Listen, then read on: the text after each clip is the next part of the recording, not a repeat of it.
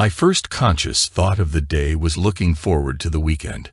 It was Friday, and I had one more day of work before I was free.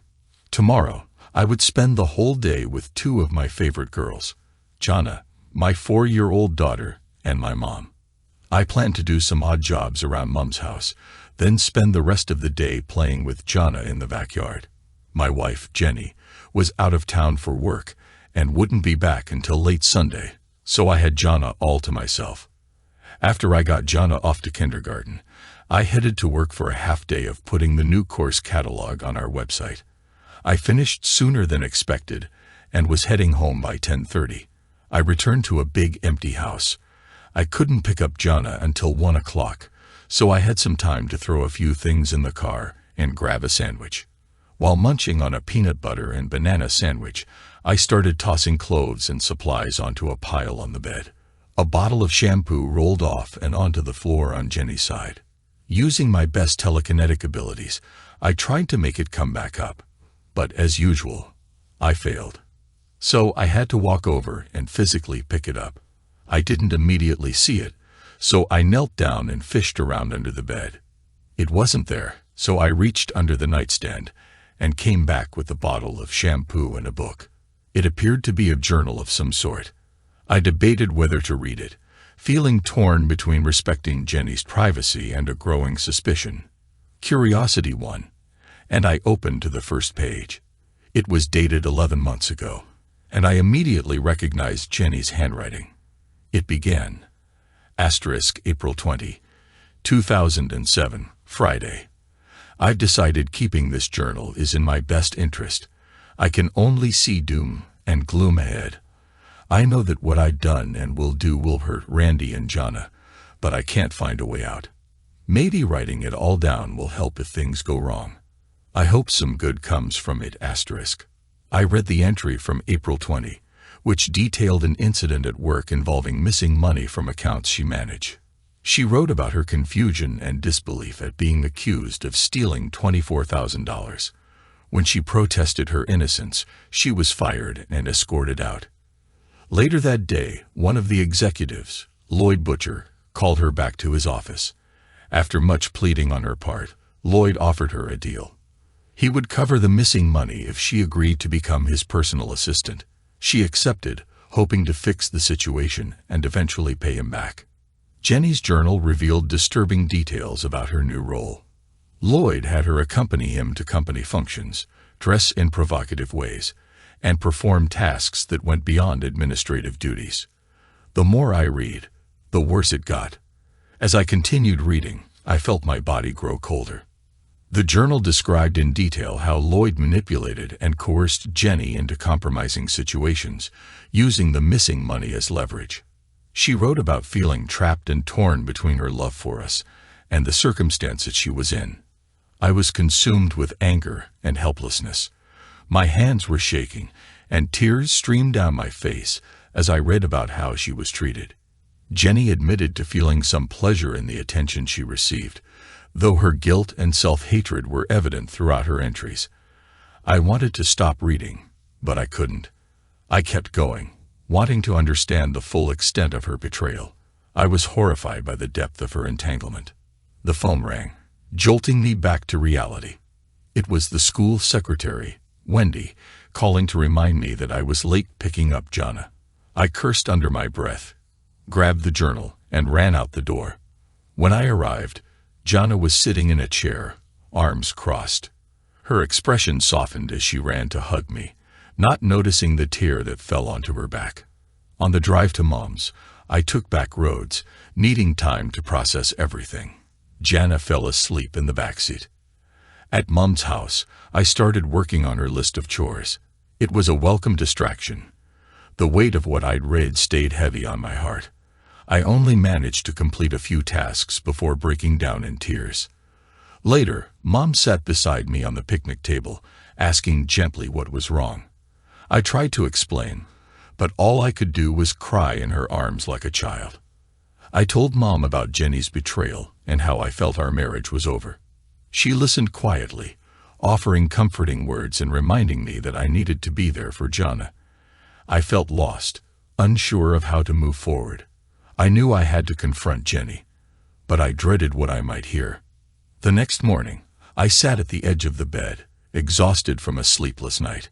I could smell Mom's fried apples, which lured me downstairs. After breakfast, I asked her to watch Jonna while I went to clear my head at the old grotto, a place I had always gone to think. With Jenny's journal in hand, I set out. I sat by the edge of the grotto, feeling the crushing weight of betrayal. The entries that followed described increasingly disturbing situations that Jenny was coerced into. She detailed how she was used by various executives and customers. I felt my anger transform into a desire for revenge, not just against Lloyd, but against everyone who had wronged us. By the time I returned home with Jonna, I was resolute. I had to confront Jenny, to force her to admit the truth, no matter how painful. When she finally returned from her trip, I threw the journal across the room, narrowly missing her head. She was stunned, and I could see the terror in her eyes. She stepped outside, crying violently. When she came back inside, she asked what I planned to do. I told her that I hadn't decided yet, but whatever it was, it would be big. I demanded the truth, asking if she'd enjoyed what she'd done. She admitted to feeling pleasure but maintained that it was different from what we had. I couldn't believe her. Over the next few days, we barely spoke. The tension was unbearable. On Monday, I accompanied Jenny to work, determined to confront Lloyd.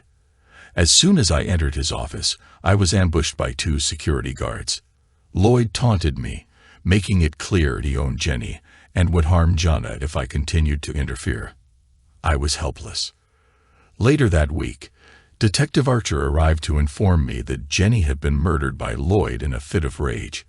As I processed this news, I felt a strange mixture of relief and sorrow. I had never intended for Jenny to die. I just wanted her to suffer like I had.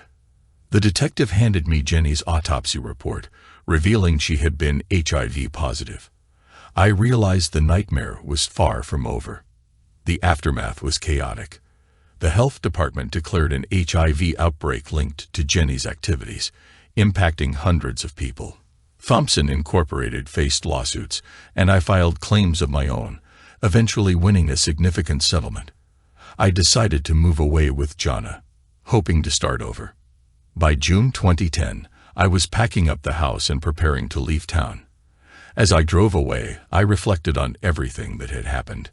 I felt like I had lost everything. But the sight of Jana sleeping in the backseat reminded me that there was still hope for a new beginning. My first conscious thought of the day was looking forward to the weekend.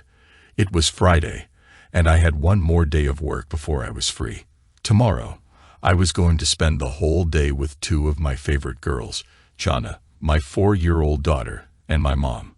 My plan was to do some odd jobs around my mom's house and afterward spend the rest of the day playing with Jana in the backyard.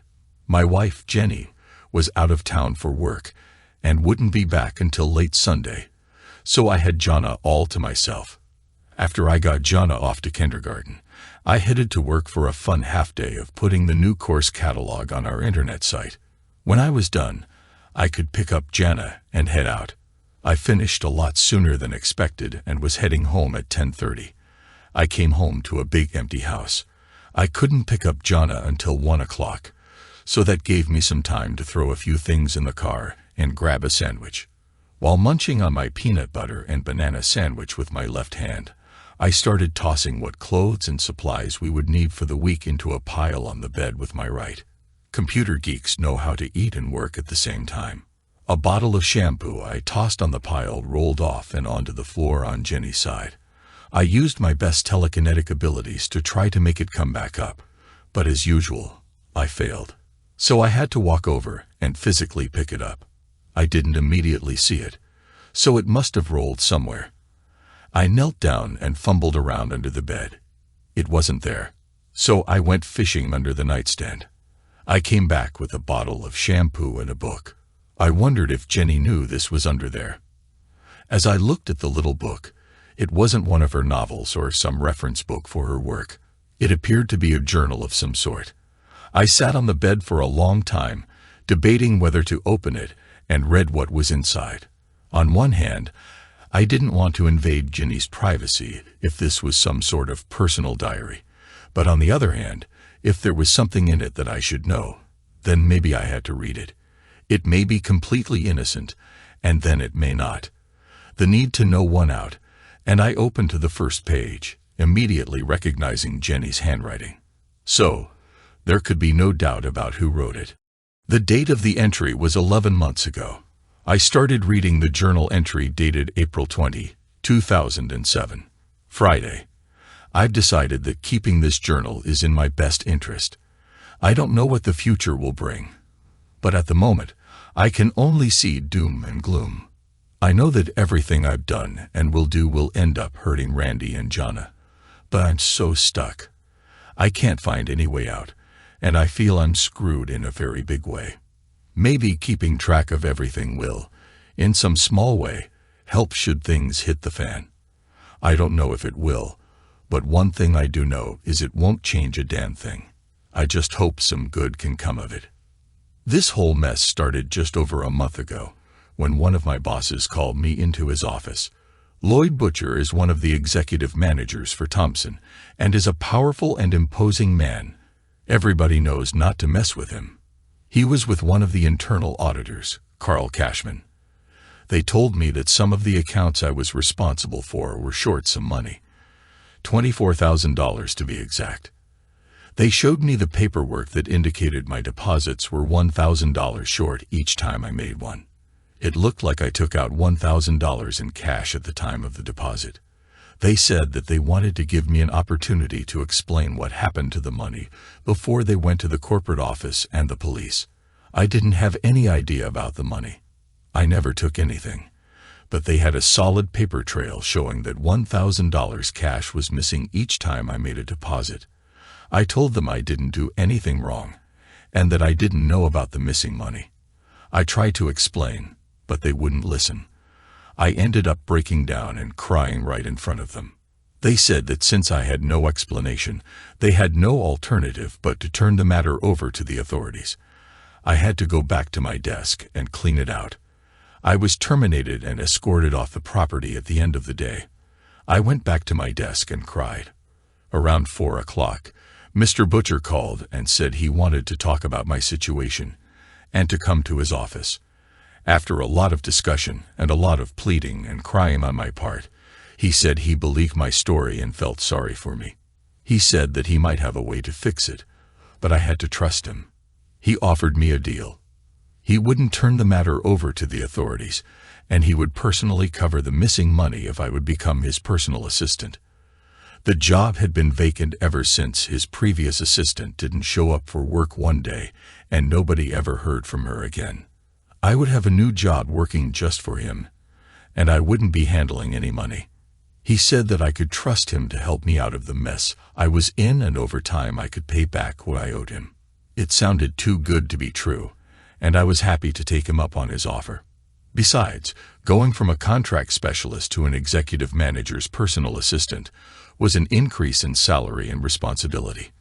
I asked him how I was going to pay back the money that I owed. I didn't actually know, and he said to trust him. He would make it all clear after I settled into the job. He said that he would call the auditor and tell him that he found the missing money in another account that he had forgotten to mention before, and that I was only doing what I was told to do. I would be off the hook with them. That night I told Randy about my promotion, but I didn't mention anything about any missing money. He was so happy for me that I just couldn't say anything about it. This was my problem, and Randy has always wanted me to work out my own issues before coming to him for help, and I didn't want to disappoint him this time. I'll never forget how he looked at me as we sat at Sabatini's and sipped our drinks. He said that I was moving up in the corporate world, and my future looked good. He was so proud of me. The next day, I moved into my new office. It was a small outer office with a door leading to a small lounge in the back, which had a full bathroom, a closet for clothes, and a small couch. There was also another door that connected to another lounge at the back of Mr. Butcher's office. His lounge was arranged the same way, but his had a larger couch and a small, fully equipped bar. As the news got around the office that I was Mr. Butcher's new administrative assistant, I received a lot of stares from my female coworkers and smiles from the men. I didn't know what any of it meant, and it felt kind of strange. Later that day, Mr. Butcher called me into his office, and I sat next to his desk as he told me about my duties. He explained that I had the usual assistant responsibilities: keeping his appointments, greeting company clients, typing and filing, making his coffee, etc. He also said that I was required to accompany him to company functions and meetings at times outside of regular work hours. I may even be required to accompany him to meetings out of town. Then he told me about how he expected me to dress. He said that I was his personal representative and a representative of the company, and I needed to dress the part. I always thought that I dressed nicely, but he said that I dressed too conservatively and wanted something more suited to his assistant. He suggested wearing shorter skirts and mentioned that I should avoid pantyhose, opting instead for stockings or going bare-legged. I could wear a camisole if I wanted, but it wasn't necessary. He advised me to keep my hair loose and flowing over my shoulders. I sat there in total amazement. When I started to say something, he put his hand up and stopped me before I could get a word out. He said I was to change the way I dressed because he wanted me to display my beauty and not hide it. He believed it would be beneficial to have a confident woman present when clients and other managers met with him. He also reminded me about the missing money and said that I had to start dressing the way he wanted starting the next day, or he would terminate our agreement.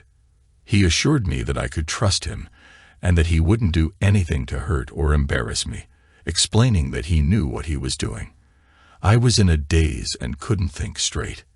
I didn't know what to say. All I could do was sit quietly and stare down at my hands. He pushed an envelope over to me and told me to take the afternoon off and go shopping for some new clothes that would align with his suggestions. He said that if I was worried about what my husband would think, I could keep my new wardrobe at work and change into it first thing in the morning, then switch back to my regular clothes before going home. But while at work or with him during company functions, I had to dress according to his guidelines. I took the envelope and went back to my office and thought about it. On one hand, he assured me that he wouldn't do anything to hurt or embarrass me. But on the other hand, I might get a lot of stares and strange remarks from people around the office. I was stuck anyway because of the missing money. The more I thought about it, the more I considered that it might be exciting to have people look at me and think I was beautiful. I had always felt rather plain, and maybe I deserved to look and feel confident for once. However, I drew the line at certain clothing choices. That afternoon, I went shopping and left everything in the trunk of my car.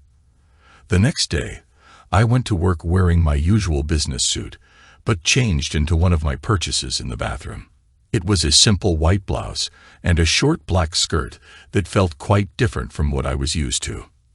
I didn't wear stockings because the length of the skirt wouldn't accommodate them, and I felt oddly exposed without a bra. Afterward, I stayed in my office to focus on my work. Around lunchtime, Mr. Butcher called me into his office and requested that I enter through our connecting lounges.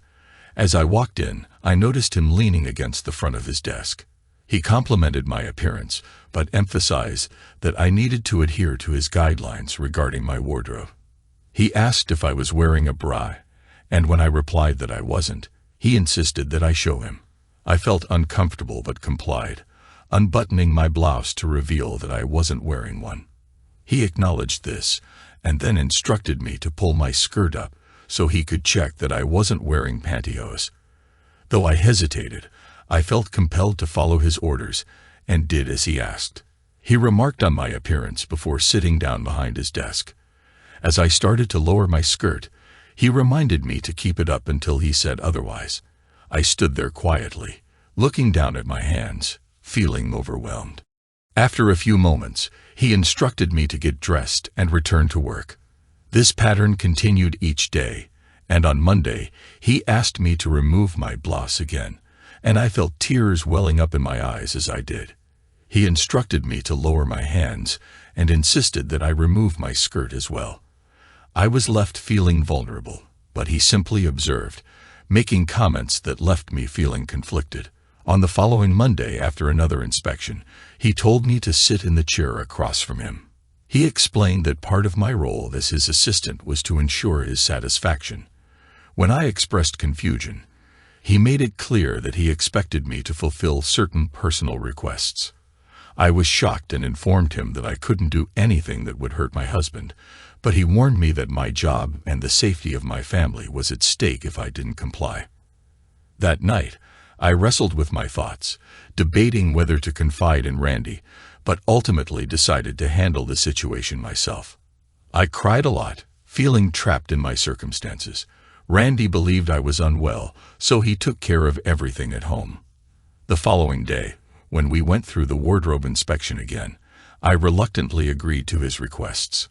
Before I left the office, he asked for a brief moment of my time, and I instinctively stepped back, afraid. He warned me about the consequences of hesitation and demanded that I comply without question. He circled around me, assessing me, and then abruptly returned to his desk, telling me to get dressed and go back to work. The next day, he summoned me again while on the phone and gestured for me to come over and sit back to work.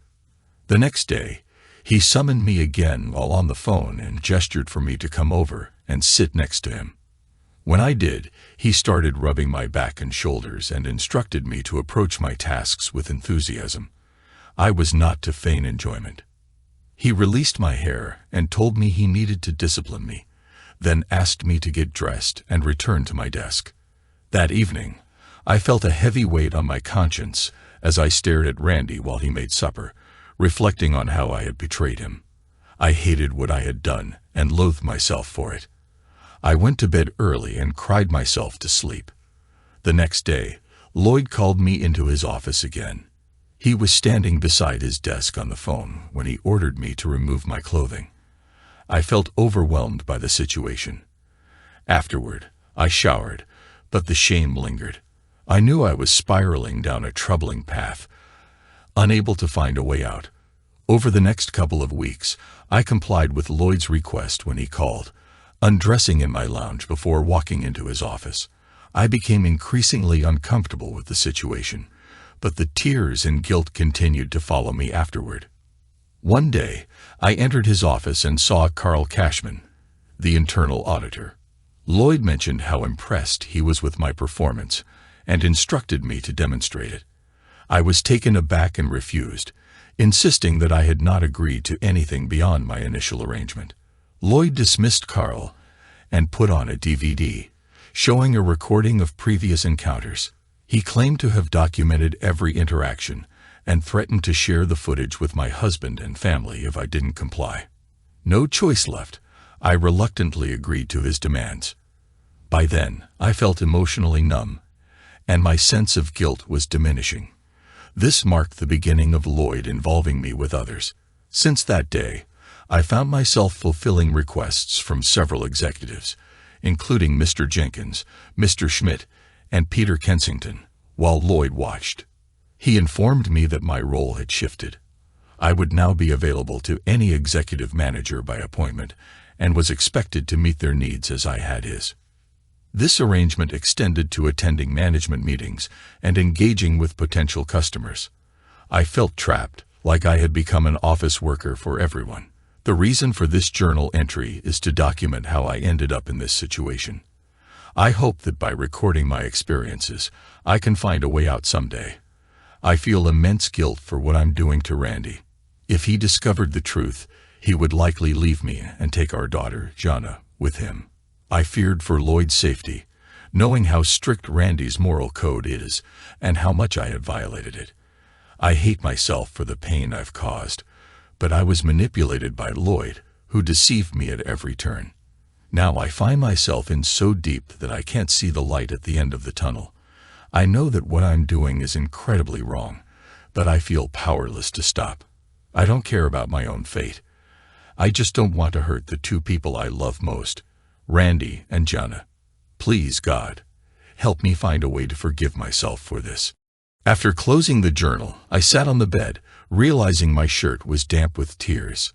In frustration, I threw the journal across the room, sending it crashing into our wedding picture. My fists clenched, and I felt an overwhelming urge to lash out, to scream, to confront Lloyd. Without thinking, I went to the bathroom, and after feeling sick, I rinsed my face under cold water, trying to clear my head. Returning to the bedroom, I picked up the journal and adjusted the picture I had knocked over. I gazed at the photo of Ginny in her wedding gown, remembering how beautiful she looked that day. Her beautiful long black hair was piled up on top of her head for the wedding, but normally it flowed straight down her back. She had the sweetest smile, with deep pools on each side that the word dimples couldn't describe adequately. People have always compared her to Princess Diana, with her regal nose and wide-set eyes. I just thought she was the most beautiful woman I'd ever met. I touched her face behind the broken glass and set the frame back down. I sat on the bed and opened the book to read some more when the phone rang. "Hello, Mr. Brooks. This is Wendy at James Street Elementary. Jana is here in the office waiting for you to pick her up. Kindergarten was over 30 minutes ago, and we were worried when you didn't show up.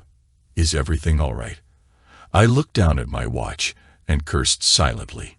Yes, I just lost track of time. "I'll be there in 10 minutes. Thanks." I tossed the journal on the pile of stuff we needed for the weekend, grabbed the corners of the bedspread, and lifted it. I looked like some sort of a bargain basement Santa as I carried everything out to the car and dropped it in the trunk. As promised, in 10 minutes, I was walking into James Street Elementary School. Jana was sitting in a chair with her arms crossed, looking quite mad.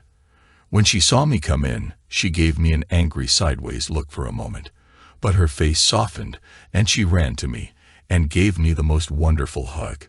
She didn't see the tear that fell on her back as she did. The drive to Mom's house usually takes only an hour by using the highways, but I wanted to review what I just read and think about what I should do. So I took back roads the whole way. When I arrived, Jana was asleep, so I carried her up to the spare bedroom and told Mom that I was going to start on the list of jobs. Ever since Dad died, I was the one who did Mom's little maintenance jobs that she couldn't do by herself. I really just wanted to be alone with my thoughts. I worked well into the night. Mom brought me dinner in the middle of the backyard, where I was cutting limbs out of her maple tree. All the while, I thought about what I read. I was heartbroken and had to stop work several times to wipe away the tears. I had only read one entry dated 11 months ago, but I thought that if this started way back then, how far had it gone? What more devastating news about my wife would I discover when I read the rest? I was in no hurry to find out if my life was over, if my marriage was over. Well, after dark, Mom came out and sat next to me on the picnic table. "What's wrong?" she asked gently. All I could do was look at her in the dim light like a 6-year-old whose favorite puppy just died. I fell into her arms and cried. I didn't cry tears of a grown man, but tears of a little boy that wanted his mommy to make things all right again. I cried on her shoulder, and she held me and patted my head. After crying on her shoulder for much too long, I sat up and wiped my face. I looked down at the ground and said, "Mom, I just found out something about Jenny. Something that makes me believe we can't be together anymore. It's bad, Mom. Really bad. I don't know what to do right now. I want to hurt her, but I love her too much. I just can't stand idly by and let things continue like they are. I've got to do something. I just don't continue like they are. I've got to do something. I just don't know what. I know I've got to be a man and do what I need to do, but I don't know if I've got the strength. It's really a mess, Mom." My mother has always had a serenity and wisdom about her. Usually wisdom comes with age, but she's always had it for some reason. When everybody was running around like crazy, screaming and hollering, she was calm and serene. She always knew what to say in every situation to make things better. I've always trusted whatever she said. She looked up into my eyes and said what I knew to be right. "Randy, I've always believed that you were a good man, maybe better than you think you are. If you say that you have a problem with Ginny, then I believe you have it within yourself to fix it. You may have to forgive her for whatever it was she did, or you may have to cut your losses and run. Either way, I know you can do the right thing. Just remember 2 things. First, don't do anything that would hurt that little girl of yours. Jana is a wonderful child, and she needs her father. Second, I'll always be here for you. I've got your back if you need it. I paused to think about what she said. I knew it had deeper meaning than just the words she used, so that meant I would have one more thing to think about this weekend. Thanks, Mom. I knew I could count on you to tell your little boy to be a man. I'll do what I have to, and I promise Jana won't be hurt. We walked arm in arm through the dark backyard to the house. She went into the living room, and I went to check on Jana. March 15, 2008, Saturday. I didn't sleep much, maybe a few minutes here and there, so that's why I felt tired as I sat on the edge of the bed watching the sun come up through the window. I could smell Mom's fried apples drawing me down to breakfast, so that's why I felt tired as I sat on the edge of the bed watching the sun come up through the window. I could smell Mom's fried apples drawing me down to breakfast, so I got up, cleaned up, and went downstairs. "Morning," I said. "Good morning. I won't ask how you slept because I could hear you tossing and turning all night.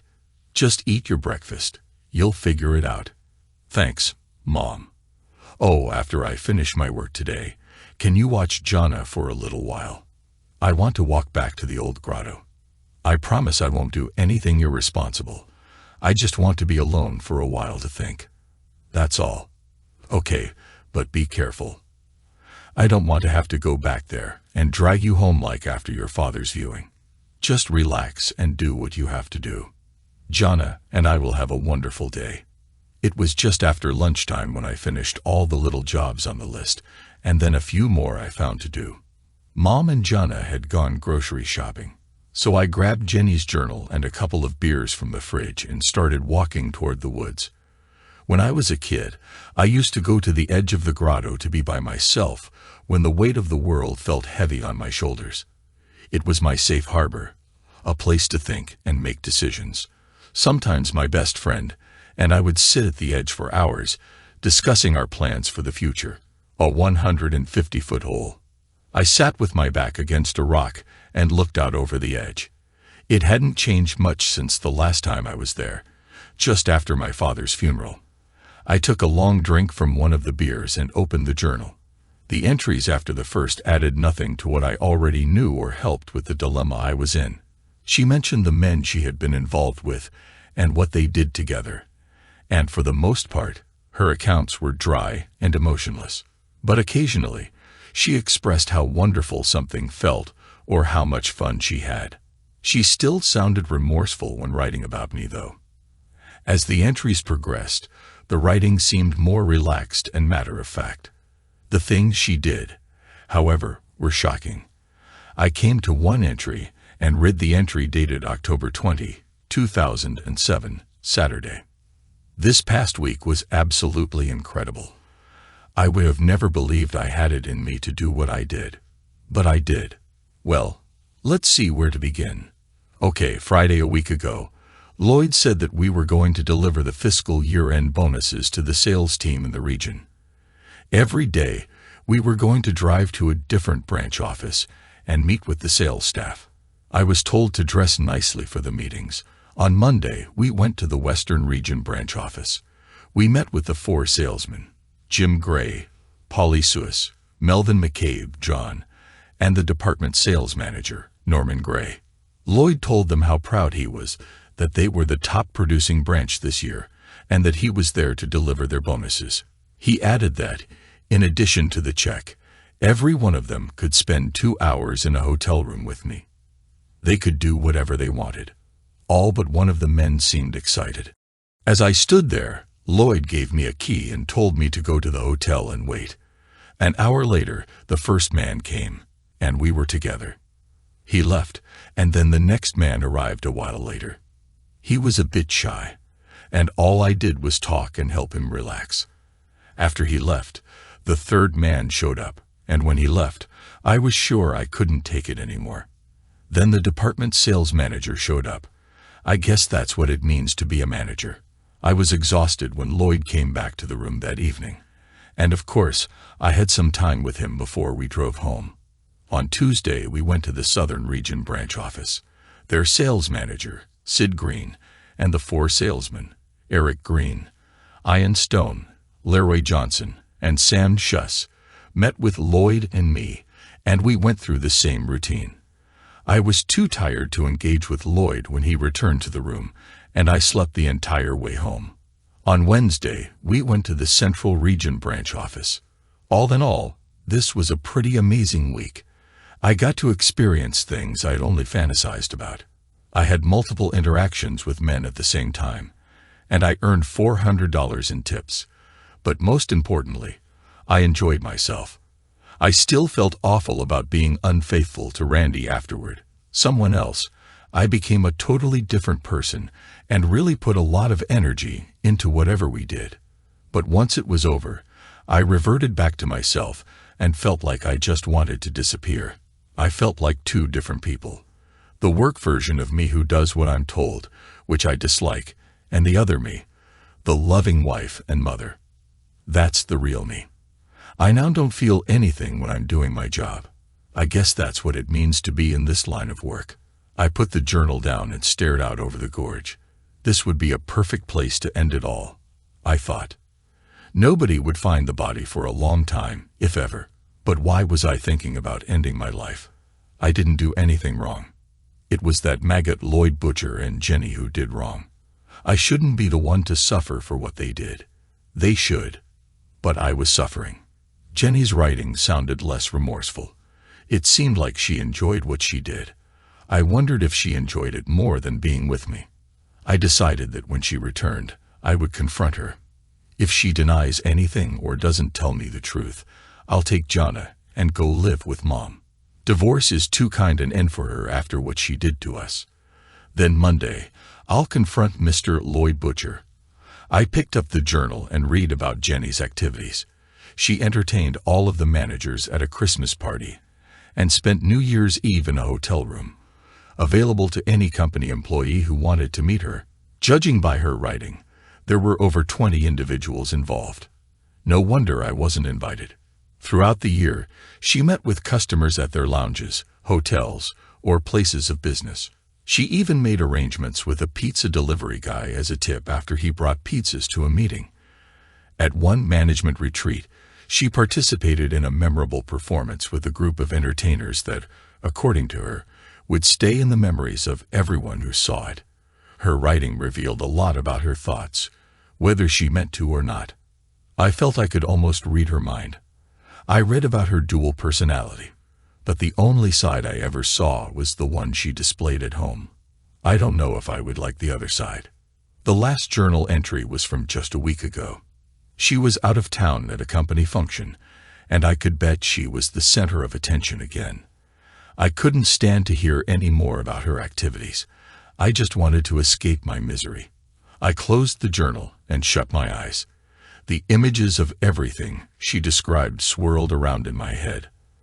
I leaned over the gorge and became sick, losing the first beer and what little breakfast remained. Afterward, I rinsed my mouth out with a swig of beer and lay down in the weeds, crying.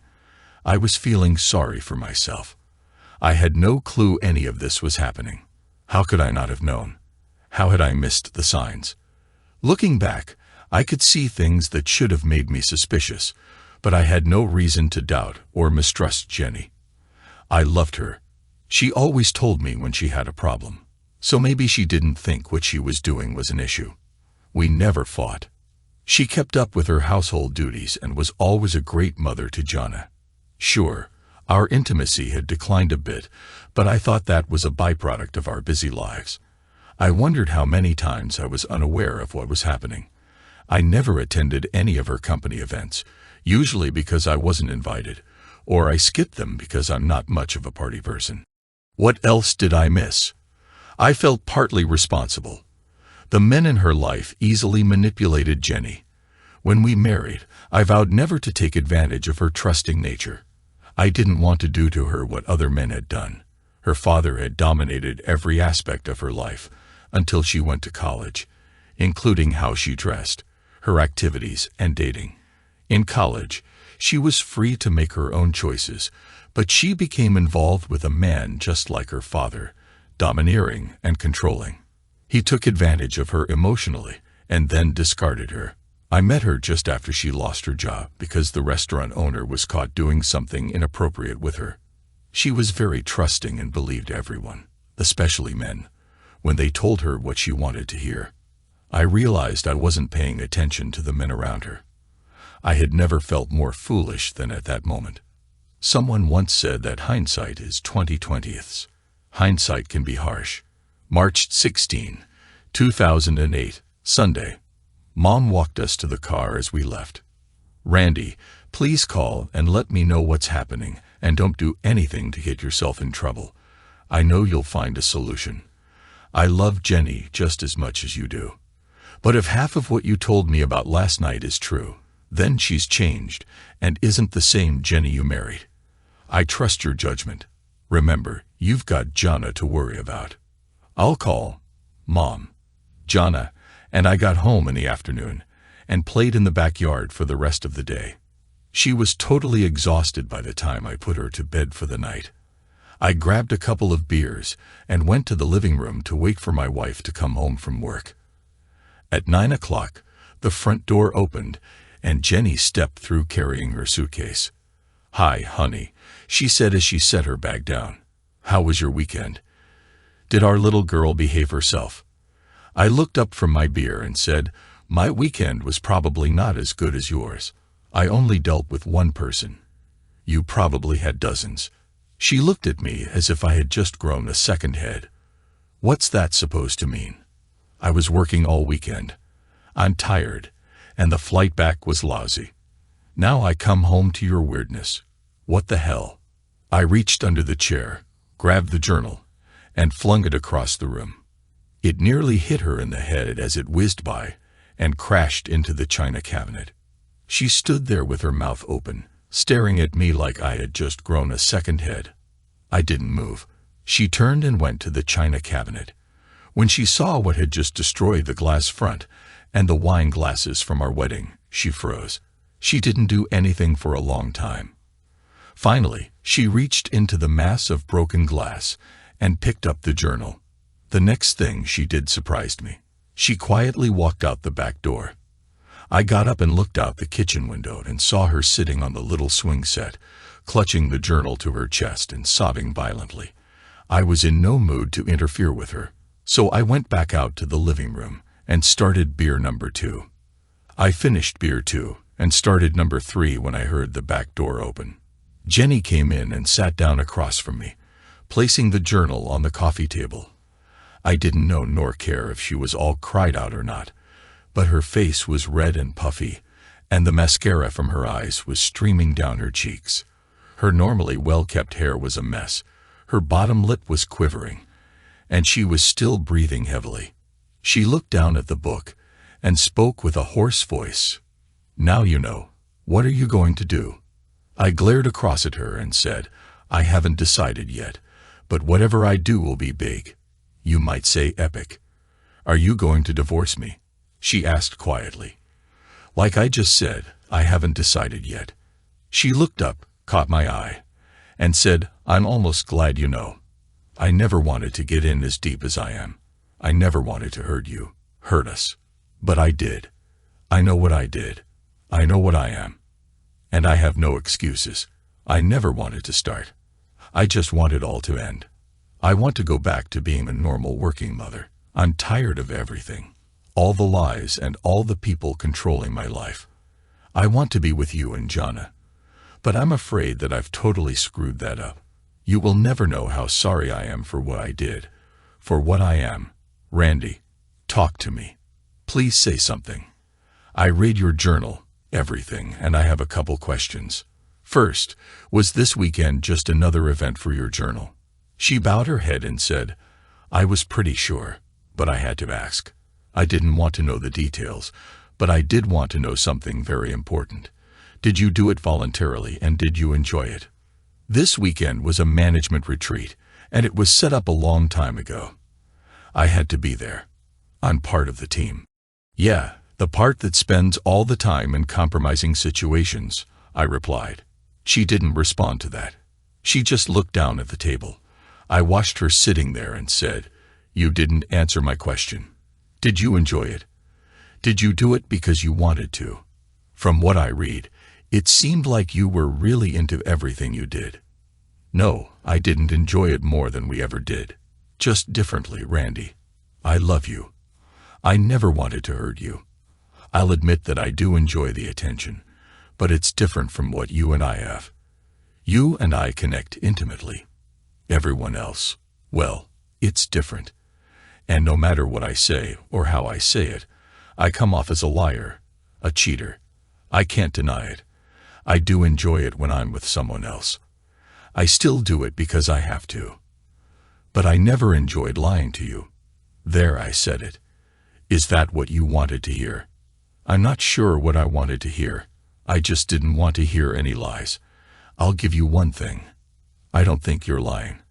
I don't think you could lie your way out of this mess anyway. We sat in silence for a long time.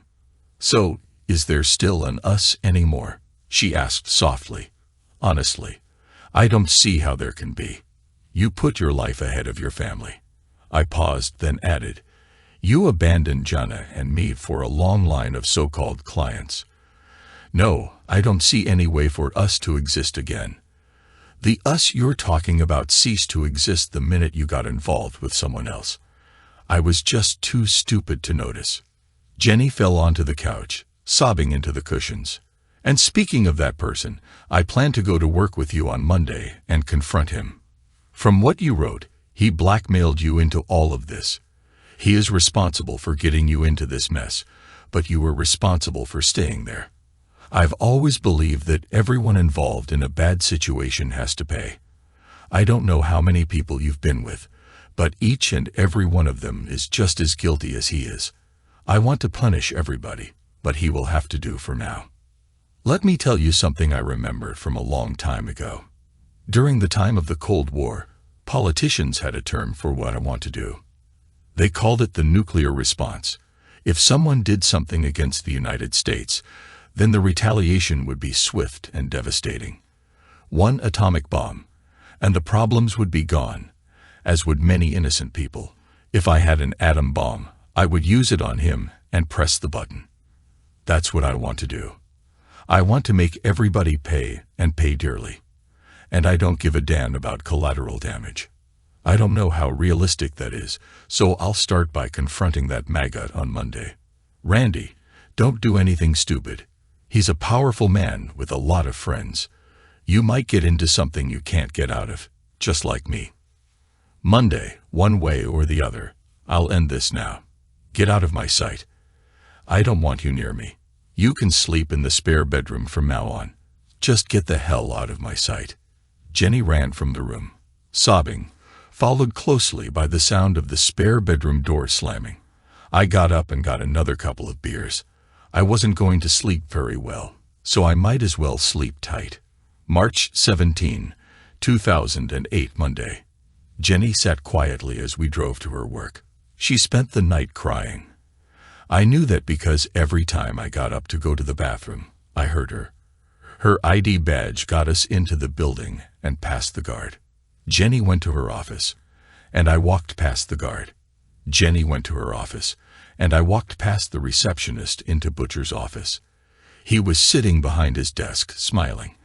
I didn't know what to make of it, but it didn't matter. I was ready to confront him. Before I could take 2 steps, something grabbed me around the neck and pulled me backward to the floor. I felt something very heavy on my chest and looked up to see a huge man dressed in a security guard's uniform sitting there. And another was using his knee to hold my head down to the floor. No matter how much I struggled, I was pinned under 500 pounds of muscle, so I gave up.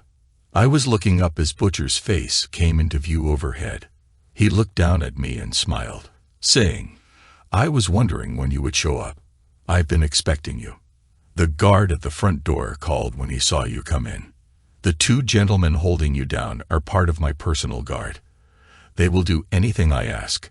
including breaking your neck and finding that cute little daughter of yours and doing something you wouldn't want to know about. As for that woman you call your wife, she's mine. I own her. She's mine to do what I want with, and you can't do anything about it. I've got a good thing going here with her, and if you try to interfere in any way, I'll have you gutted and thrown in the nearest dumpster. Then I'll make sure your little Jana never sees the second grade. Do you understand what I'm saying here? All I could do was mumble. I still wanted to get up and confront him, but I was outnumbered and outgunned. Well, Mr. Brave Husband to the rescue, let me just show you what I mean.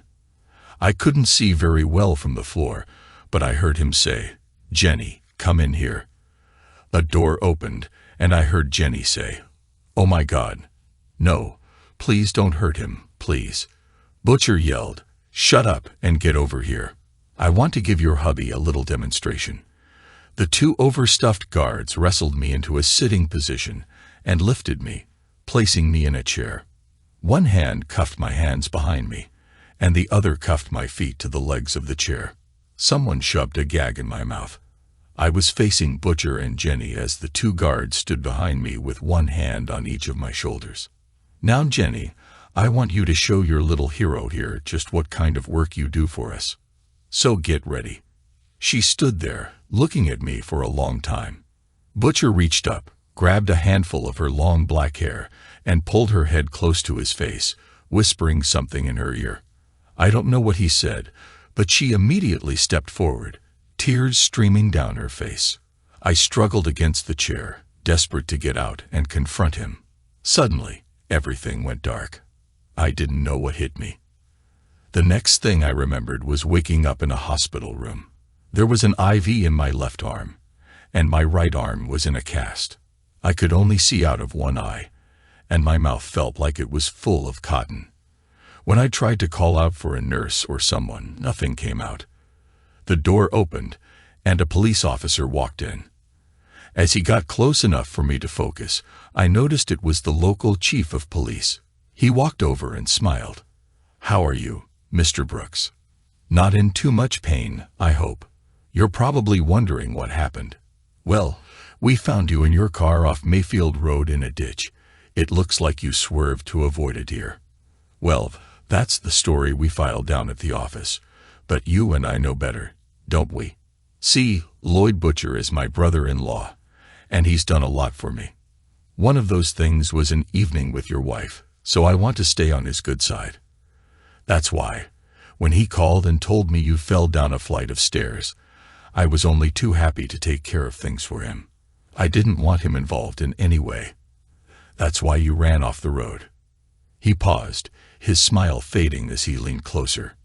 "Now, just so you understand me, if you don't go along with my little story, then I'll have to pay a visit to your home and find some illegal drugs or something that your neighbors wouldn't be too pleased about.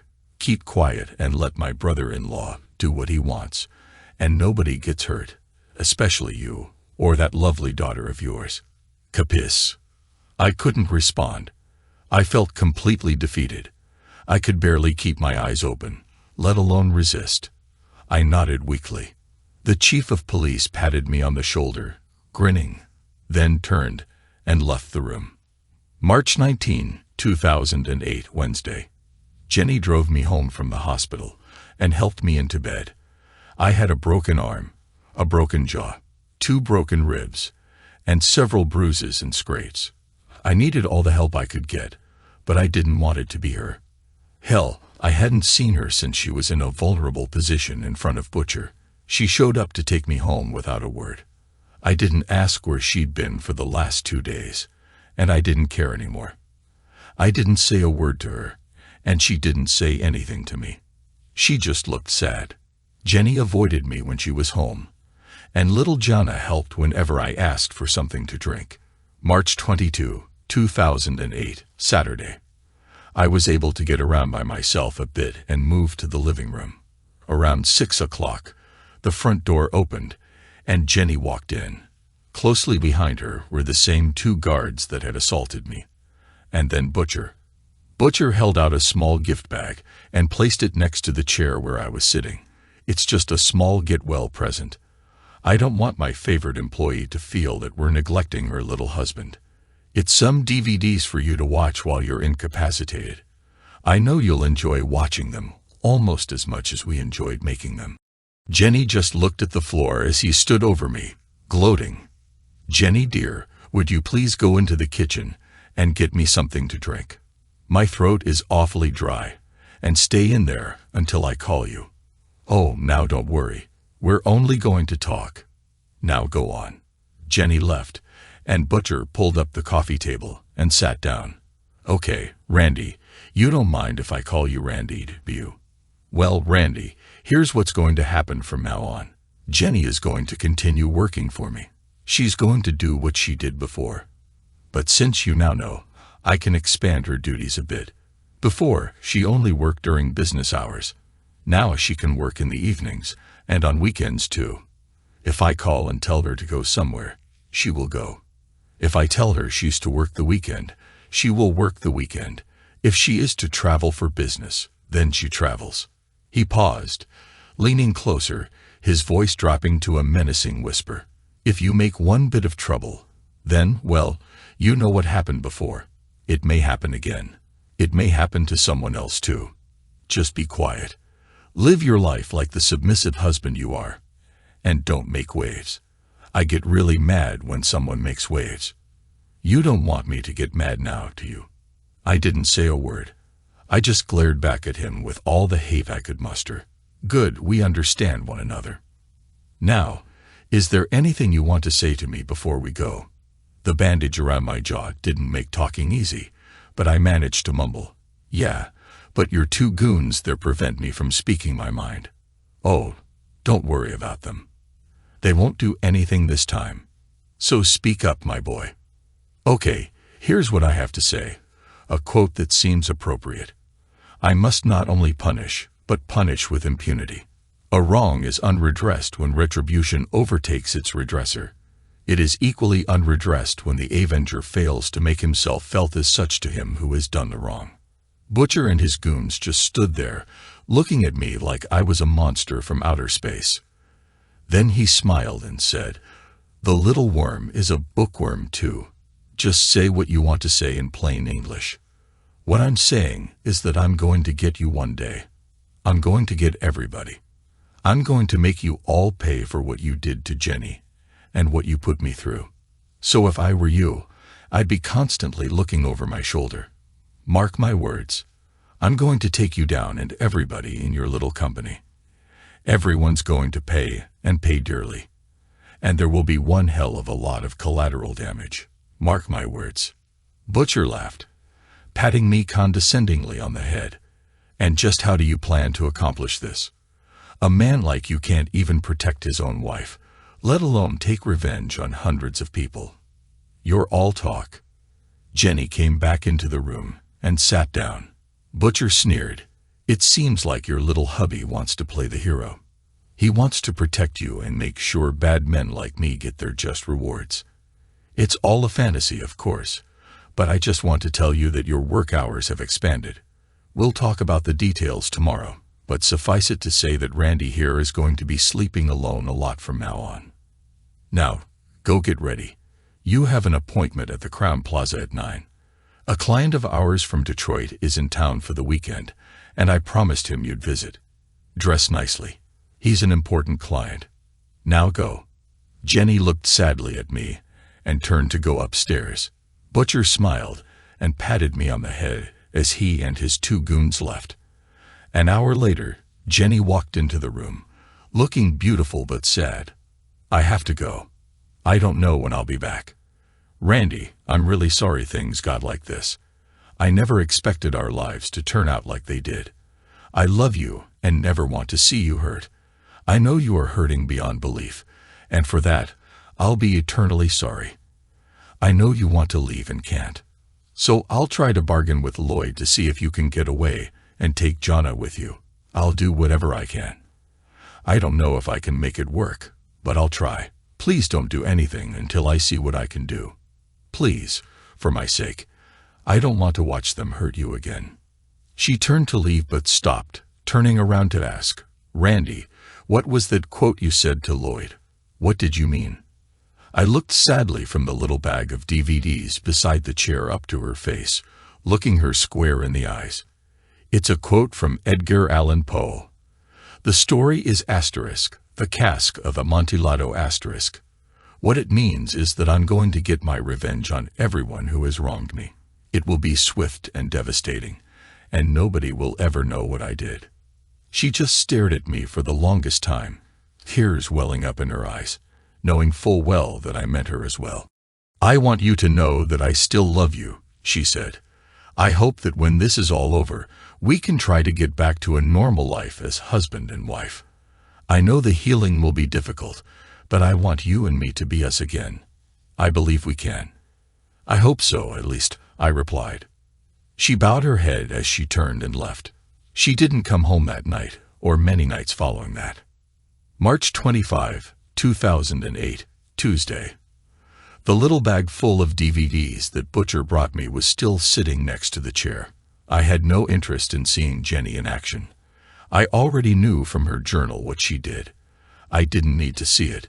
She told me she did it against her will. She told me she enjoyed it. She told me she was sorry for hurting me. She asked me not to do anything and just wait until she sorted things out. She cheated. She lied. She hurt me, but I didn't care anymore. I was past caring. I just wanted her to feel as much pain as I did. I wanted everybody involved to pay. I wanted my revenge. I couldn't think of anything else but revenge. Going back to the way we were was impossible. I calmly got up, took the bag of DVDs, and hid them in the back of my bedroom closet. I wanted them out of my sight, but I thought I might need them later. April 27, 2008, Sunday. My broken bones had almost healed. At least I was no longer wearing a bandage on my chin, so I could eat normal food with only a little discomfort. The cast would come off my arm in a few days. Jenny staggered in about 6 o'clock this morning and fell into bed exhausted. She didn't even bother to take her clothes off. She'd been doing that a lot lately. I just closed her bedroom door. I think she spent more time away from home now than at home. I noticed these things and logged the pattern of her activities because I was still planning what to do. I had a kernel of a plan in mind that would take out all of those responsible for my pain all at once, even Jenny. This would be my own nuclear response. I needed to find out one more thing before I set everything in motion. I knew in my heart that Jenny was simply the victim in this, but I didn't care anymore. Maybe Butcher was responsible for getting her into the mess in the first place, but she was equally responsible for continuing to do the things he wanted. It seemed to me that she grew to want it as much as he did, and chose her life at work over her life at home. That made any chance of forgiving her or staying with her impossible. I just wanted to get as far away from her as I could. It was almost sundown, and I was enjoying a beautiful spring day sitting in the backyard by Jana's swing set when Jenny came out the back door. "Hey," she said. "Hey," I replied.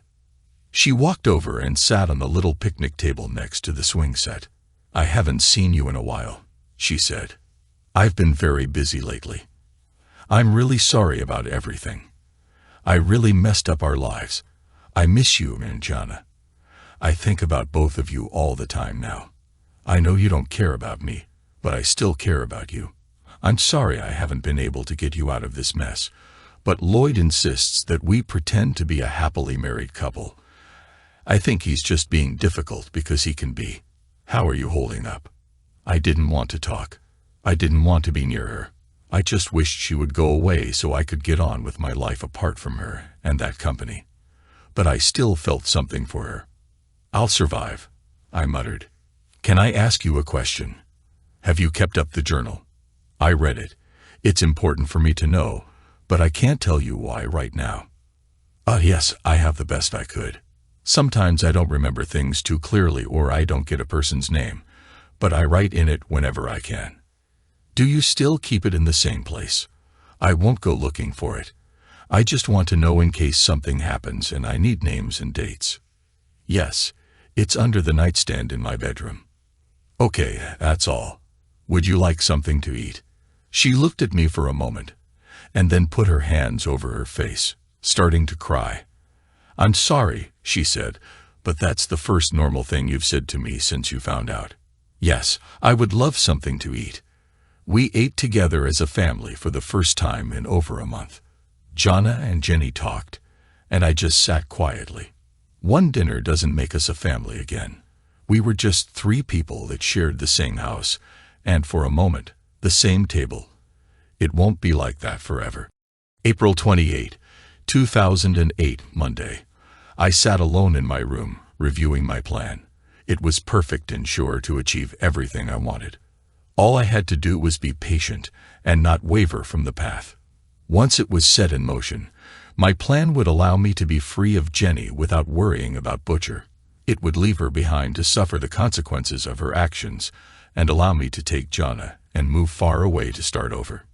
It would also ensure that all those who took advantage of her would face their own consequences.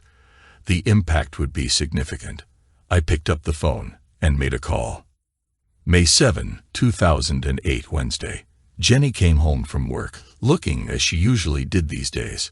Her hair was a mess, and her makeup was all over the place. Sometimes she came home with her clothes buttoned wrong or torn. One time, she came home without her blouse, saying she lost it somewhere. She just waved at me and went up to her room. A few minutes later, she was in the shower. I never moved. I just sat patiently in the living room. A few minutes later, she came down the stairs. I got up and walked over to her and said, "Butcher called while you were in the shower and left you a message. He said you were to go to the Hilton on Parkway and see a friend of his named Manny. The next time you talk to that son of a gun, tell him that I'm not his messenger boy. If he wants you to go somewhere, he'll have to talk to you himself. From now on, I'm out of the loop." I handed her the message written on a little piece of paper and went back to my chair. Jenny turned around and went back upstairs. 30 minutes later, she was dressed and out the door. She didn't say a word. I sat in the living room in the dark and cried, thinking about what I had done. The beer didn't help. May 24, 2008, Saturday. I could hear her retching all the way in the kitchen. Jenny was in the bathroom upstairs throwing up breakfast. A few minutes later, she came into the room. "Randy, I'm sick. I mean really sick. I've got a fever. My throat hurts, and I ache all over. I think I've got the flu that's going around. If I do, then I'll be miserable for a couple of days, and then it will be over. I don't want Jana or you to get it, so please stay away. Can you get me something for my throat and some Tylenol, please? I can't go out or to work like this, so I'll just stay in bed until it's gone. Go back to bed. I can take care of Jana, and I'll get you something." She went upstairs, and I took Jana out for ice cream and a visit to the pharmacy. May 30, 2008, Friday. I got up to take Jana to school and go to work as I usually did and found that Jenny had already left. This was the first time she'd been out of the house since last weekend. Obviously, her flu was gone, or she wouldn't have gone to work. But maybe Butcher called and reminded her that she wasn't keeping everybody happy down at the office and that she just had to work through whatever she had. Whatever. I just had to keep doing what I was supposed to do and act like the devoted husband. I didn't want to end up in the hospital again, or worse. December 25, 2008, Thursday. Summer and fall had come and gone. Jenny was working harder than ever, sometimes away from home for days at a time. She was looking thinner and more haggard every time I saw her. We rarely spoke to one another. Whenever she took our little girl to the park or shopping, she always came back with a smile. We celebrated a very quiet Christmas. Jana didn't notice any difference because Santa brought her the Barbie doll she wanted, along with Barbie's house, Barbie's Corvette, and Ken. Jana was in Barbie heaven. I told Jenny that I didn't want anything from her, but she gave me an expensive gold pen and pencil set anyway. I didn't get her anything. In the afternoon, Jana and I went over to Mom's for dinner. Jenny wasn't welcome at her house anymore, so she stayed home. Mom knew everything that was happening and now refused to even talk to Jenny. I think if she could, Mom would strangle her. We had a lovely dinner, and Mom gave Gianna Barbie's best friend, Skipper. Now I am become death, the destroyer of worlds. J. Robert Oppenheimer. February 13, 2009, Friday. I was working at my desk, doing the incredibly boring task of updating the course catalog on the company website, when there was a knock at my office door. I looked up and saw a man I had never seen before. "Mr. Brooks." "Mr. Randolph Brooks?" he asked. "Yes, I'm Randy. What can I do for you?" "I'm Detective Archer from the State Police. Is your wife, Jennifer Brooks?" "Yes," I replied, feeling a sudden sense of dread. "What's this all about?" "I regret to inform you that your wife has been killed," he said. "Now, we don't know all the details, but I can tell you what we do know. You need to come with me." I just sat there, stunned. I tried to stand but couldn't. I reached for the phone but didn't know what to do.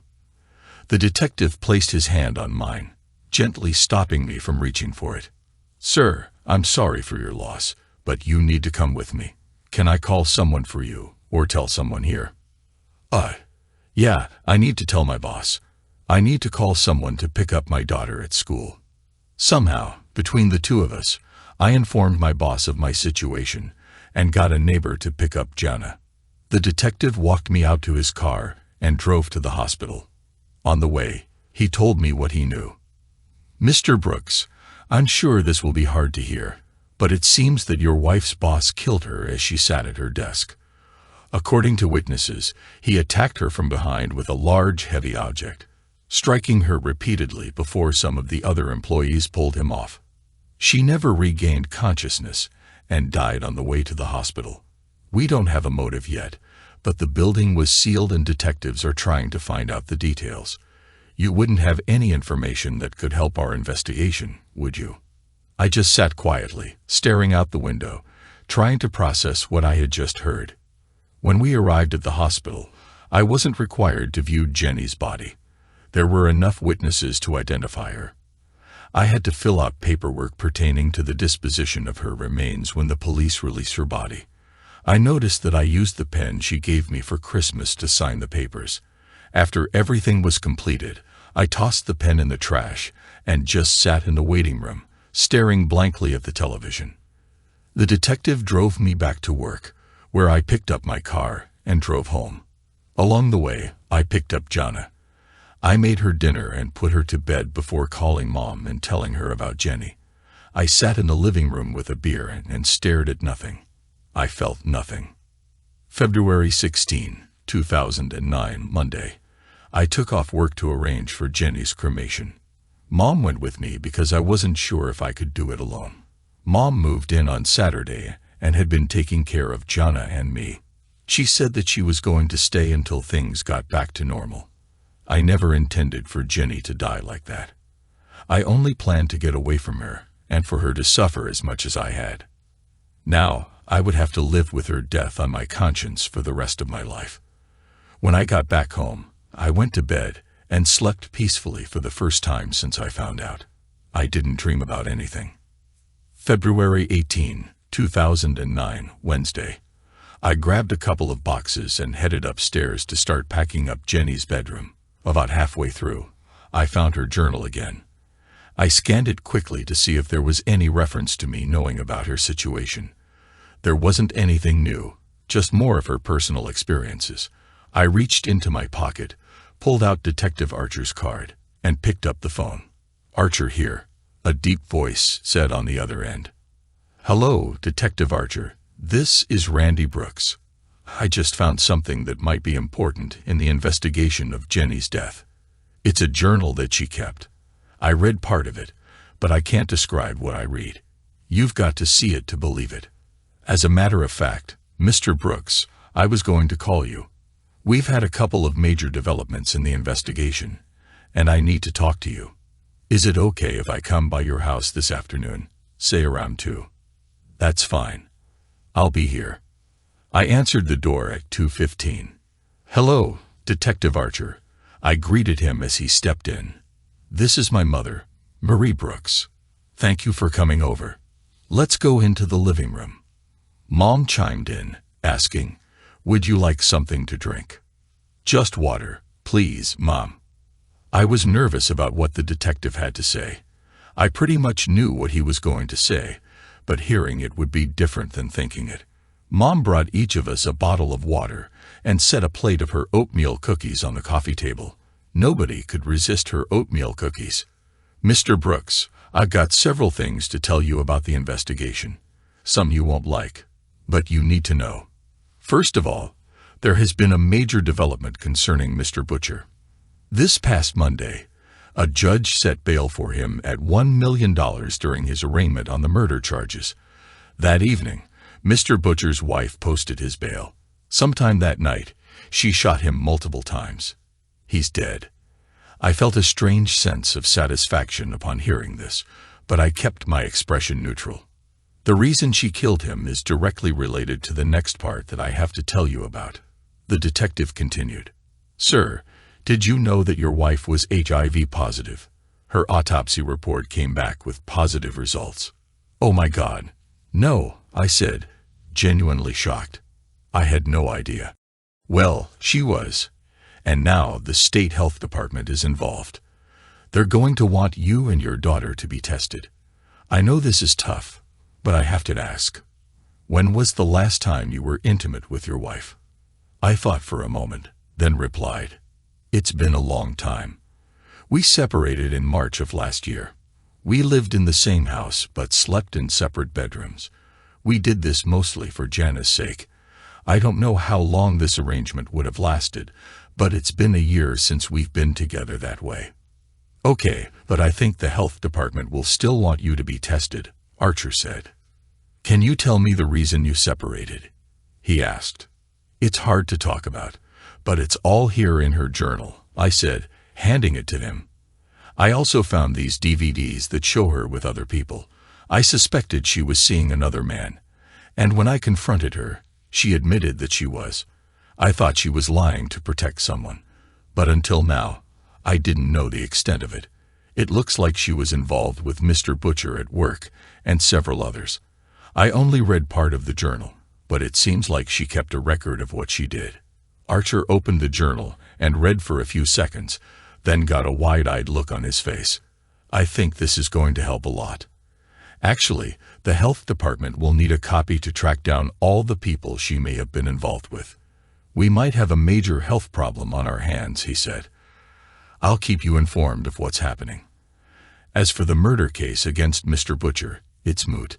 His death ended that case and started another involving his wife." Detective Archer paused, then added, "We found hundreds of DVDs in Butcher's office showing your wife with other people. Between this journal and the videos, we may be able to track down everybody and get them tested." I just stared at him, feeling a mix of shock, anger, and sadness. Tears started to form in my eyes. "Thank you, Mr. Brooks," said the detective, standing up. "You've been very helpful. I'll keep in touch." When the detective left, Mom turned to me and said, "Randy, you weren't entirely honest with the officer. You knew last year what she was doing and said you couldn't do anything about it. You should have told him." "I couldn't, Mom. I already look like a foolish husband, and I didn't want the police to think that I didn't have the guts to stand up to Jenny. I did stand up to Butcher, and all I got was a trip to the hospital. I was afraid that if I said or did anything, then it would have been much worse. I didn't want to take the chance that Jana would get hurt." "Did Jenny threaten Jana?" Mom asked. "No, Mom, Jenny didn't. Butcher did," I said, my voice trembling with the memory. "He told me if I said anything to anybody about what Jenny was doing, then he'd make sure that Jana would be hurt badly. I didn't want to take the chance that he'd follow through with his threat, so I kept quiet. That's why I rearranged some facts with Detective Archer just now." Mom looked at me, her eyes filled with a mix of pity and sadness. "What you went through over the last year must have been pure hell. I don't blame you for hating Jenny. I'm just glad you protected Jana and took care of everything else as best as you could." "Mom, I did what I had to do. I hated myself for doing it. But I did it. And really, it's just beginning. Just wait and see. March 9, 2009, Monday. Detective Archer brought me a copy of the health department's preliminary report when he came to tell me that Jenny's death investigation was closed. The problem was worse than anybody thought. It seemed that the spread of the HIV infection from Jenny could reach hundreds of people. The health department was calling it an HIV hotspot. The local papers dubbed it the Thompson epidemic. Whatever you called it, it was a major HIV outbreak with Jenny and Thompson incorporated at the center. The preliminary report outlined the following. 1. Jenny had been with 411 different people that they could identify by name. There were others they couldn't identify. 2. Of the 411 people, 36 had tested HIV positive. 3. They were still tracing the partners of these 411 people, and then their partners, and so on. 4. Given the incubation period, it could take 9 to 12 months to determine the full extent of the outbreak. 5. It remained unclear how Jenny had been infected. What the official report didn't say was that Jana and I were not infected. All but one of the managers at Thompson tested positive. The corporate headquarters closed the local branch, laying off all the staff, pending an investigation into the criminal activities of management. The newspapers obtained a copy of the health department report, and the media had a field day with it. Every newspaper in the state reported that the number of HIV test requests had tripled, and that doctors' offices were flooded with testing requests. Only the health department knew the names of those involved, but some people came forward to speak to the press, placing the blame solely on Jenny. Even national news outlets covered the story. The media swarmed all over town, making my life a living nightmare. I disconnected my phone due to threatening calls. Mom had to take Jana to school every day, as I was barred from the building, labeled a health risk. Every few days, a reporter showed up at my door looking for an exclusive story. I stopped answering the door altogether. I still went to work, but the weight of judgmental eyes and whispers followed me. I did my job silently and returned home to a house filled with emptiness. Life's a struggle, and then you die, I muttered to myself one day. April 2, 2009, Thursday. I got a call from my insurance company informing me that they had settled Jenny's life insurance policy claim. I could pick up the check on Monday. Jana was the beneficiary of her $1 million policy. That was only part of it. I had met with a local attorney who urged me to sue Thompson for Jenny's wrongful death. He argued I had a strong case based on his interpretation of the law. I didn't know much about the legal system but agreed to proceed. I had nothing left to lose. He also suggested suing all the individuals mentioned in Jenny's journal. He said it was unlikely that I'd recover much money, but at least everyone's name would be part of the public record. The health department was keeping the identities of the infected individuals confidential, but I had access to Jenny's journal, which was enough to initiate the lawsuits. I agreed, thinking that public exposure might be a more effective punishment. June 15, 2009, Monday. My attorney and I met with Thompson's lawyers. I had given my deposition the week before, and their attorneys reviewed it thoroughly, asking personal questions. I answered as best as I could, following my attorney's guidance. After extensive negotiation, Thompson offered a $500,000 settlement. My lawyer was pleased, whispering to me that he expected the offer to increase. After more back-and-forth exchanges, I ultimately accepted a $500,000 settlement. My attorney took a significant portion of that money, as expected. As we left the building, he smiled, saying, "This is going to set a precedent for the other individual lawsuits. We should do well in the long run." I thought to myself that his definition of "we" was more about his own gains than mine. December 25, 2009, Friday. Jana and I spent Christmas at Mom's house, away from the chaos of home. It was another quiet holiday for us. But Jana loved the snow and her presents. She seemed to have outgrown Barbie and now wanted video games. I talked to Mom about the idea of moving once all the lawsuits were settled. I wanted to start over somewhere new with Jana, far away from everything. Mom agreed it was a good idea, and she even hinted that she might join us. December 31, 2009, Thursday. Today marked a turning point in my life. Two major things happened. First, the last of the lawsuits was settled, bringing the total count to 244. Of those, I settled 99 cases for a modest amount. 11 were dismissed in court, 5 were thrown out on technicalities, and 46 were dropped due to the defendant's hardships. 6 cases went to trial, with favorable verdicts and substantial awards. The total sum reached approximately $1.4 million, though my attorney took his fair share. Second, I sold my house quietly at a reduced price to a real estate agent. I was eager to leave and start over somewhere else. Money wasn't my priority anymore. I made arrangements for everything to be removed from the house and donated to Goodwill the next morning, except for a few personal items I had already sent ahead. The house would be cleaned thoroughly before the new owner took possession. By the time the cleaning crew finished, Jana and I would be on our way to a new life. January 1, 2010, Friday. I glanced into the back seat, where Jana was asleep among her toys. Next to me on the front seat was a newspaper with a front-page article about a local reporter nominated for a Pulitzer Prize for his coverage of the Thompson epidemic. At least someone had benefited from this mess, I thought bitterly. A recent newspaper article summarized the impact of the scandal. 1. The number of HIV-positive cases had increased from 36 to 54. 2. An additional 107 people had tested positive after contact with those linked to Jenny. 3. Approximately 200 divorces were filed involving people named in the lawsuits. 4. Over 150 domestic violence incidents were reported, connected to the scandal. 5. 72 restraining orders were issued against the 411 people named in the lawsuits. 6. The state health department estimated healthcare costs would exceed $50 million for the infected individuals. 7. All 12 executive managers, 6 department heads, and 23 employees were fired from Thompson.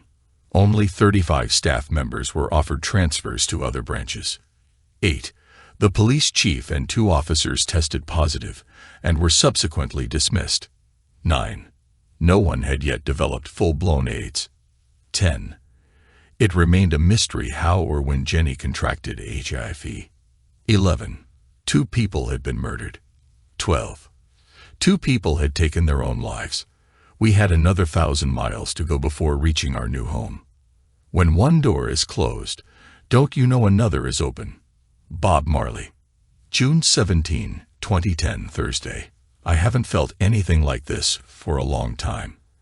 I thought that Jenny ripped out of my soul any ability to feel, but lately I've noticed that I occasionally smile at something, usually something Jana said or did. I think she's the only reason I made it this far. God, I love that little girl. As long as she stays my little girl, I may someday get past everything, but it's not going to happen today. Right now, I'm standing outside of a funeral home with my hands in my pockets, staring up at the white front door, afraid to go in. Inside are the ashes of my oldest friend. We were born on the same day, grew up together, played together, laughed together, and learned everything about life together. Hell, we even shared our first experiences together on the same camping trip. I think I got the better end of the deal. We were inseparable. We even went to the same college. That's when we got interested in different things and went down different life paths.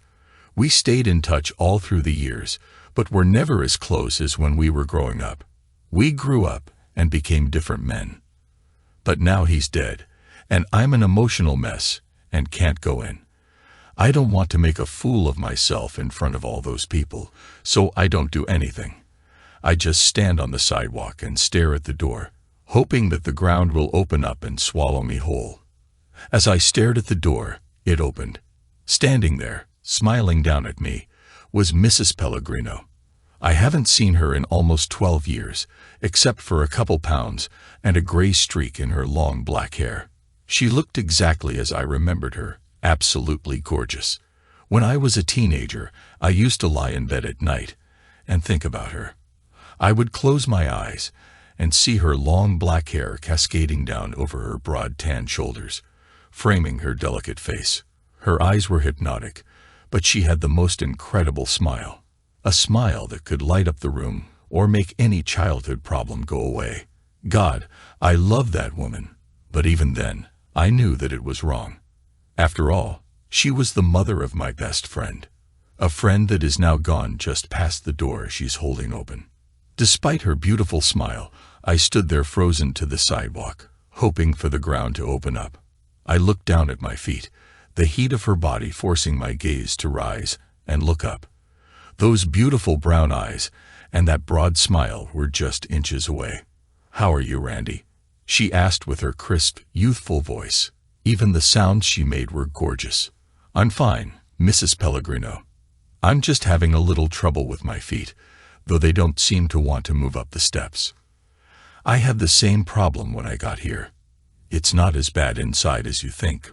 Really." She took one final step forward and put her arms around me.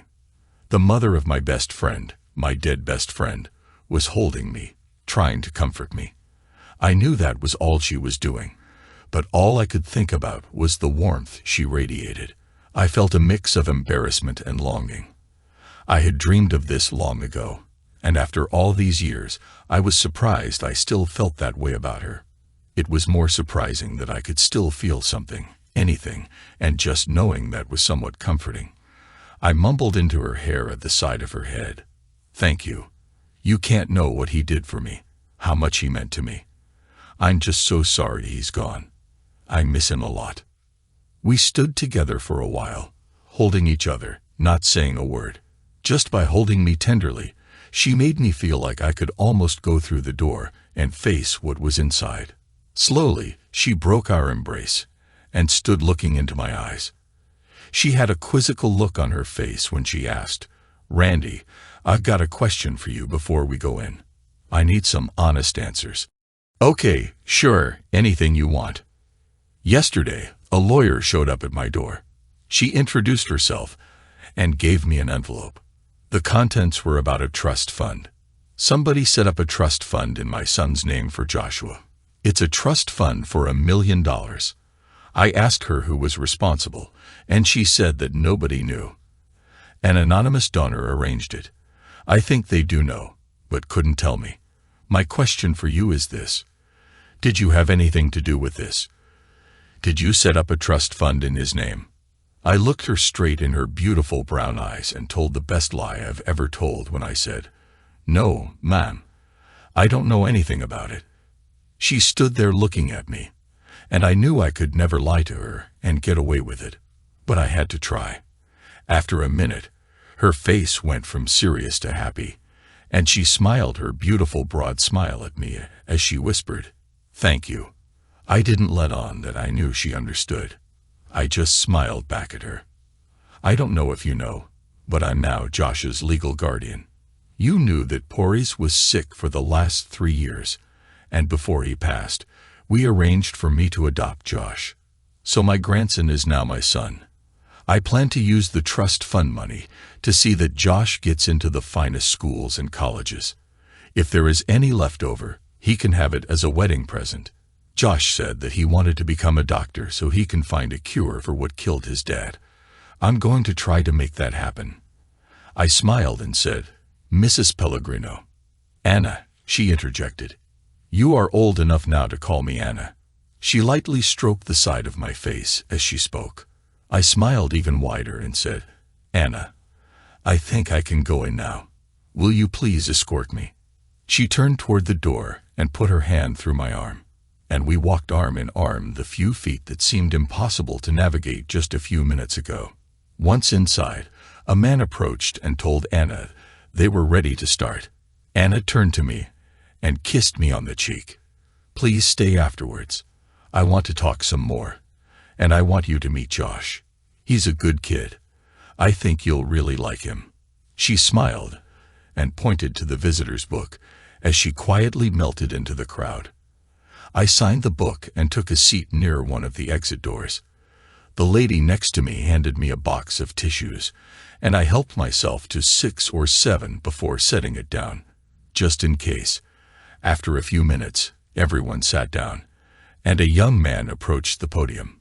He said, "Ladies and gentlemen, thank you all for coming. We are here today to celebrate the life of Porris Emmanuel Pellegrino. We all know about his death, how he suffered and died from that plague of modern times, AIDS. But what we want to celebrate today is how he lived, not how he died. He was the friendliest and most genuinely giving man I've ever met. He was real, he was kind, and he was down to earth.